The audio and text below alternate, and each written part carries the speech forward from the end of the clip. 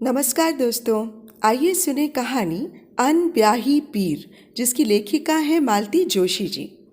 दोस्तों, कभी कभी हम किसी के बारे में, उसकी समस्याओं और उसकी मजबूरियों के बारे में जाने बिना कुछ राय बना लेते हैं, जो कि गलत है। हो सकता है कि किसी के कुछ निर्णय के पीछे उसकी कुछ मजबूरी रही हो। तो ये कहानी एक ऐसी ही लड़की के बारे में है। दोस्तों, यदि आपने अभी तक मेरा चैनल सब्सक्राइब नहीं किया है और आपको मेरा कथा वाचन पसंद आता है, तो प्लीज़ मेरे इस चैनल को सब्सक्राइब कर लें और मेरी कहानियों को लाइक और शेयर। तो आइए सुने कहानी अनब्याही पीर। आटा सानने जा ही रही थी कि फ़ोन की घंटी बज उठी। ये नहाने जा चुके थे, मजबूरन मुझे ही उठाना पड़ा। हेलो, मैंने मरियल सी आवाज़ में कहा। उधर से मिसेस कुमार चहकी। कौन? भाभी जी बोल रही हैं? वाह साहब, आपने तो हमें बिल्कुल भुला ही दिया है। आपने भी तो इस बीच कभी याद नहीं किया, मैंने एक जवाबी उलाहना दिया। दरअसल इस समय मेरा सारा ध्यान घड़ी पर था। उधर कुकर सीटी पर सीटी दिए चला जा रहा था और उनका प्रेमालाप था कि ख़त्म ही नहीं हो रहा था। मैंने मेहरी को गैस बंद करने का इशारा किया और बेजारी से पूछ ही लिया, कहिए आज कैसे याद किया? फौरन वे असली बात पे आ गई। वो आपकी भांजी या भतीजी कौन है? उसकी शादी हो गई? कौन सी भांजी? मैंने जानबूझकर अनजान बनने का नाटक किया। वो आपकी 4 बेटियों वाली ननद नहीं है, उनकी बिटिया, वही जिसका रिश्ता आप सुनील के लिए लाई थी। अच्छा, नीता की बात कर रही हैं? हाँ, शादी तो उसकी अभी नहीं हुई है। किसके लिए पूछ रही हैं? अरे, अपने कौन से 10-5 हैं, एक ही बेटा है, उसी के लिए पूछ रही थी। लेकिन सुनील को तो वो लड़की ज़रा भी पसंद नहीं थी। वो तो उल्टे मुझ पर बिगड़ पड़ा था कि क्या मैं इतना गया गुजरा हूँ कि राह चलती किसी भी लड़की को ब्याह लूँगा। आप भी भाभी जी लड़के की बात को दिल से लगाए बैठी हैं। उसे कोई अक्ल भी है? भला बताइए, हिंदुस्तानी लड़कियों का रंग दबा हुआ नहीं होगा तो क्या मेम जैसा होगा? मुझे बहुत ताव आया।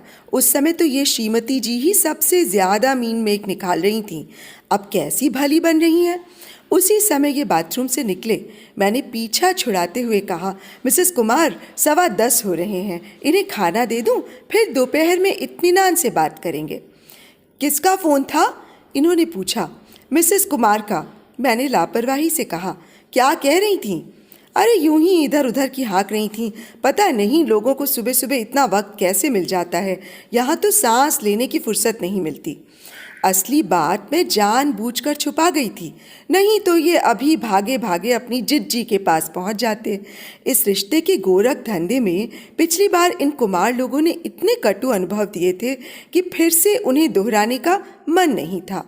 एक तो लड़के ने मुझे अपमानित किया था, फिर मिसेस कुमार का रवैया भी अच्छा नहीं था। मिस्टर कुमार ने तो हद ही कर दी थी। इस प्रस्ताव पर दोबारा विचार करने के लिए जब हमने अनुरोध किया था तो वे छूटते ही बोले थे, अरे क्या विचार करें भाई, आपके जीजा जी तो खुलकर कुछ कहते ही नहीं। आखिर कुछ पता भी तो चले कि उनकी मंशा क्या है, कितने की है। सुनकर मेरा तो खून खौल गया था। जीजा जी बेचारे क्या बताएंगे, आप ही अपनी बोली बता दो। आपका तो इकलौता बेटा है, उनकी तो 4 हैं। आप पहले मुंह से कुछ फूटो तो सही, फिर वे बेचारे मोल भाव करेंगे। और मान लो 10-20 हज़ार की घट बढ़ हो भी गई तो क्या लड़की का रंग बदल जाएगा? मैंने दोपहर को जानबूझकर फ़ोन नहीं किया, पर वो महिला जीवट वाली थी। रात को उन्होंने फिर फ़ोन किया। दुर्भाग्य से इन्होंने ही उठाया। फ़ोन रखते हुए इनका चेहरा तमतमा गया था। मुझे जैसे आरोप पत्र थमाते हुए बोले, सुबह मिसेस कुमार ने नीता के लिए पूछा था? कुछ कह तो रही थी, पर मैं उस समय इतनी हड़बड़ी में थी कि ठीक से कुछ समझ में नहीं आया। सोचा था दोपहर को बात कर लूँगी, पर याद ही नहीं रहा। याद क्यों रहेगा? इन्होंने कसैले स्वर में कहा। बेटी की माँ होती तो उसकी अर्जेंसी समझती। तुम तो बेटों वाली हो, तुम्हारी तो ऊंची नाक है ना। रात भर ये बेवजह मुंह फुलाए रहे। फिर सुबह वही हुआ जो मैं नहीं चाहती थी। चाय पीकर ये तुरंत दीदी के यहाँ पहुँचे। पता नहीं वहाँ क्या खिचड़ी पकी। शाम दफ्तर से जल्दी लौटकर फिर गाड़ी लेकर निकल गए। रात 9 बजे घर लौटे तो दीदी जीजाजी भी साथ थे। दोनों बड़े खुश नजर आ रहे थे। लो भाई, मुंह मीठा करो, नीता की शादी पक्की करके आ रहे हैं। जीजाजी ने मिठाई का डिब्बा मेरे सामने करते हुए कहा। शादी इतनी जल्दी पक्की भी कर दी? जल्दी कहाँ सुमन, समझ लो कि थोड़ा लेट ही हो गई है। अगर रिटायरमेंट से पहले सबको निपटाना है तो थोड़ी फुर्ती तो करनी होगी। और अब देखो, तुम्हें भी कमर कस लेनी है, यहाँ वहाँ का प्रोग्राम मत बनाना। कुल जमा 1.5 महीना ही तो रह गया है। आप लोगों ने इतनी जल्दी तारीख भी तय कर दी? अभी अभी तो उसकी सरकारी नौकरी लगी है, कुछ दिन आप भी उसका सुख भोगते। अरे लड़कियों की नौकरी का सुख कैसा, वो तो एक बोझ है, बोझ। और क्या पता उन लोगों के भाग्य से ही ये नौकरी लगी हो, नहीं तो 4 साल से उस फटीचर स्कूल में पढ़ा रही थी। मरे 500 पकड़ाते थे और 800 पर दस्तखत करवाते थे। और सच पूछो तो ये करिश्मा इस नौकरी का ही है, नहीं तो कोई पलट के संदेशा भेजता है भला? जीजाजी बोले। मतलब? हम दोनों ने एक साथ पूछा। अरे वो लोग मेरे कलीग हैं ना मिश्रा जी, कुमार साहब की कॉलोनी में ही रहते हैं। आते जाते दुआ सलाम होती रहती है। जैसे ही नीता की नौकरी लगी, मिश्रा जी बोले कि देखो क्या चक्कर चलाता हूँ मैं, वे लोग खुद तुम्हारे दरवाजे आएंगे। उन्होंने ऐसा क्या कर दिया? आते जाते उन्हें पट्टी पढ़ाते रहे। बोले कि लड़का आपका बिजनेस में है तो बहू नौकरी वाली लाइए, कम से कम एक की आमदनी तो पक्की हो। फिर रिटायरमेंट का डर दिखाते रहे। बोले कि आज तो ऐश कर रहे हो, सरकारी मकान है तो कोई फिक्र नहीं है, कल को रिटायर हो जाओगे तो सड़क पर आ जाओगे, इसीलिए बहू ढूंढो तो सरकारी नौकरी वाली, कम से कम मकान की तो सुविधा हो जाएगी। बस इसी तरह ठोक पीट कर अपनी बात कहते रहे। फिर जब देखा कि लोहा गर्म हो गया है तो धीरे से कान में नीता की बात डाल दी और लड़का राजी हो गया। अरे कैसे नहीं होता, 2 साल से लड़कियां देख रहा है। साल भर पहले तो हम ही लोग गए थे, उसे कोई लड़की पसंद ही नहीं आ रही थी। उसे चाहिए थी हेमा मालिनी या श्रीदेवी।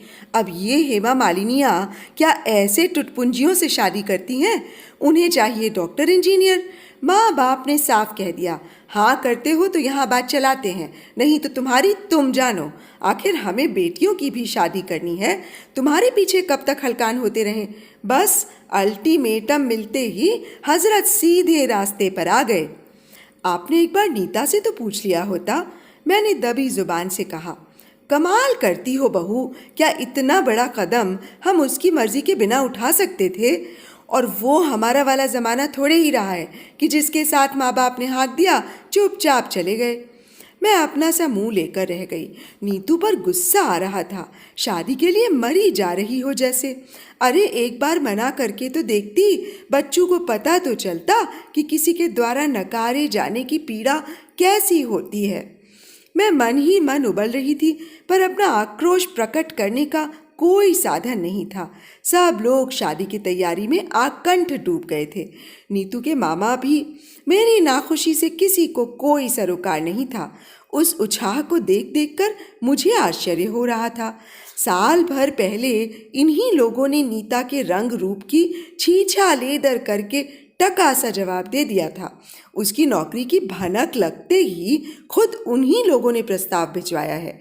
ऐसे स्वार्थी और लालची लोगों के यहाँ बेटी ब्याहने से तो अच्छा है कि वो कुंवारी ही रह जाती। लगा कि जैसे सबने अपना आत्मसम्मान ताक पर रख दिया है। नीता ने भी। उस दिन शायद रविवार था।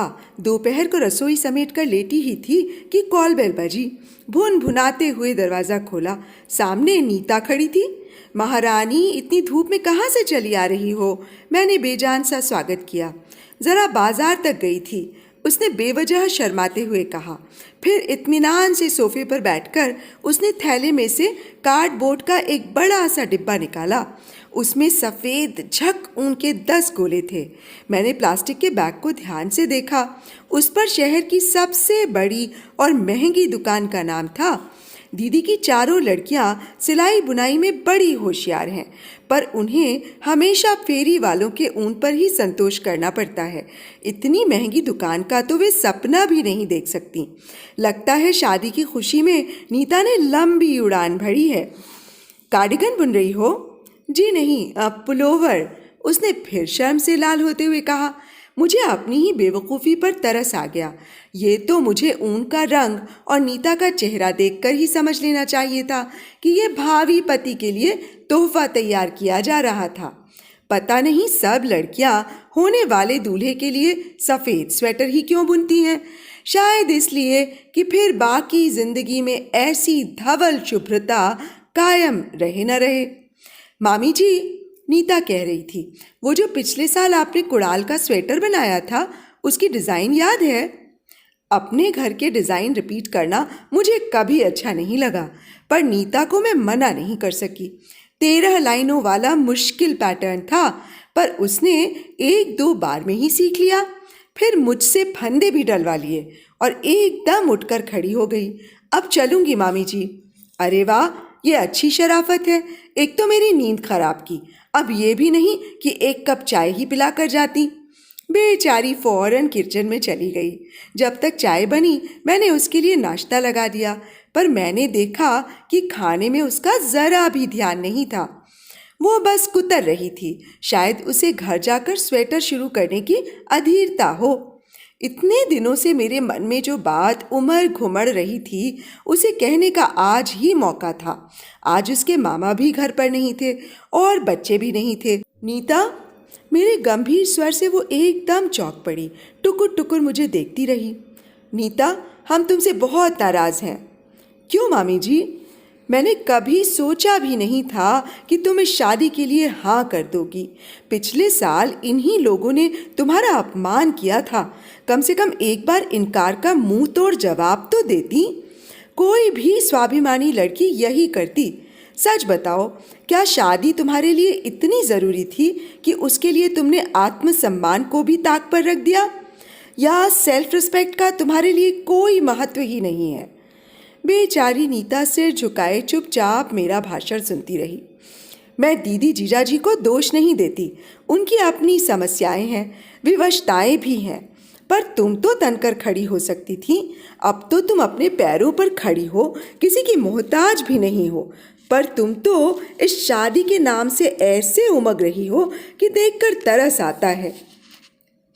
मामी जी, बड़ी देर बाद उसके मुंह से आवाज़ निकली, आप ठीक कह रही हैं। सचमुच मैंने आत्मसम्मान को ताक पर रख दिया है, क्योंकि ये बहुत महंगी चीज़ है। हम इसे अफोर्ड नहीं कर सकते। हमारी कुछ मजबूरियां हैं जिन्हें आप समझ नहीं पाएंगी। अगर मैं मना कर देती तो जानती हैं क्या होता?